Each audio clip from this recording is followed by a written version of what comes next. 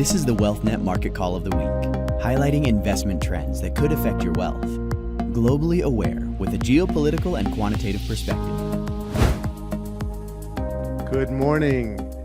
I want to help you win. I want to help you win with your finances and with your investments in particular. And as you may know, I've been talking about the 10 avoidable surprises that derail executives planning for their retirement or investing for their retirement. And today I'm on avoidable surprise number 8. That surprise has to do with having their investment or having your investment portfolio misaligned with your goals. There's a quote that Dwight Eisenhower, who, by the way, was one of our, by all regards, one of our best presidents we've ever had. He was a 5-star general. He was regarded one of the best. He led a lot of hard issues in World War II and many other crucial things in our economy and our world. And he said, quote, "In preparing for battle, I have always found a plan, or my plans are useless, but planning is indispensable." So I want to say that again. In preparing for battle, I have always found plans are useless, but planning is indispensable. So I was asking myself the question why that is the case. Why is planning crucial?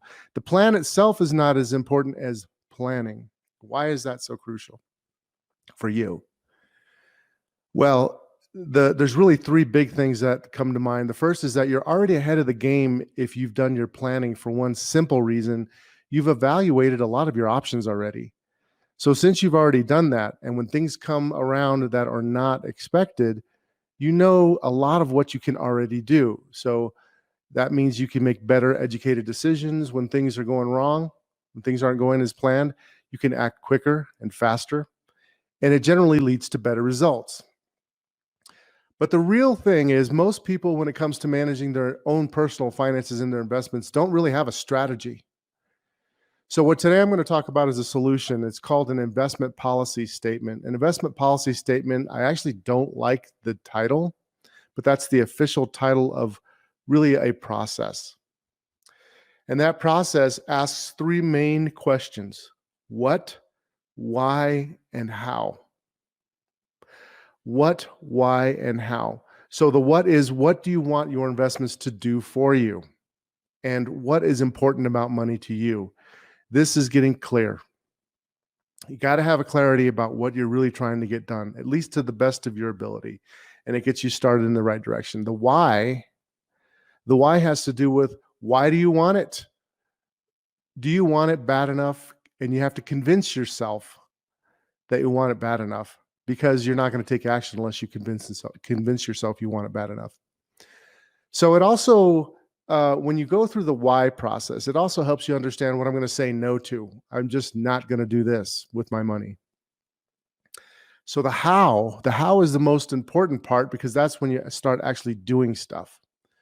How you're going to do it will be, how are you going to get the returns you need, keep the risk under control? How are you going to provide the income that you need for the rest of your life?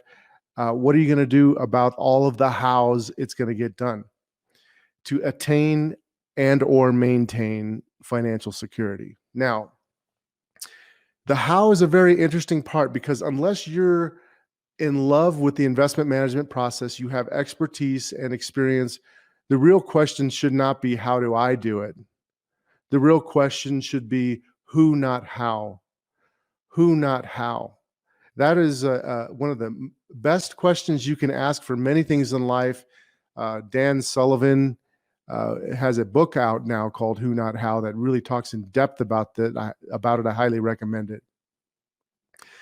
But the reason why you want to ask who, not how, is because you're trying to get a desired result. And when you're dealing with investments, some do well with it on their own because they love it and they have expertise.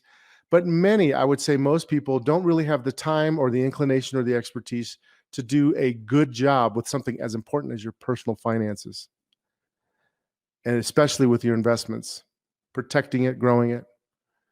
So let's just forget that for a moment. What I'm going to talk about now is what are in the main elements of the investment policy statement, and that's all the how, right? So the question is, number one, what are my return requirements? How much money do I need to make in order for me to meet my goals based on what I can save, my personal situation from point A to point B? Number two is, how much risk can I tolerate? This is one that people really need to get a hold of, because there is a true adage out there that says the more you make, the more risk is usually involved. Now, you're always trying to lower the risk and maximize the return, and that's the goal. But in general, there is a positive relationship. If return goes up, there is some element of risk that you are taking on as well. So how do you know how much that is you should take? There's really three elements to that, and I don't have time to get into all of that. But if you go, you can dive into that in the practical advice on managing risk in my book, The Financial Freedom Blueprint. Financial Freedom Blueprint, a step-by-step guide to financial independence. You can get that on Amazon. So getting that risk tolerance correct. The next thing would be the liquidity requirements. How liquid do I need to be?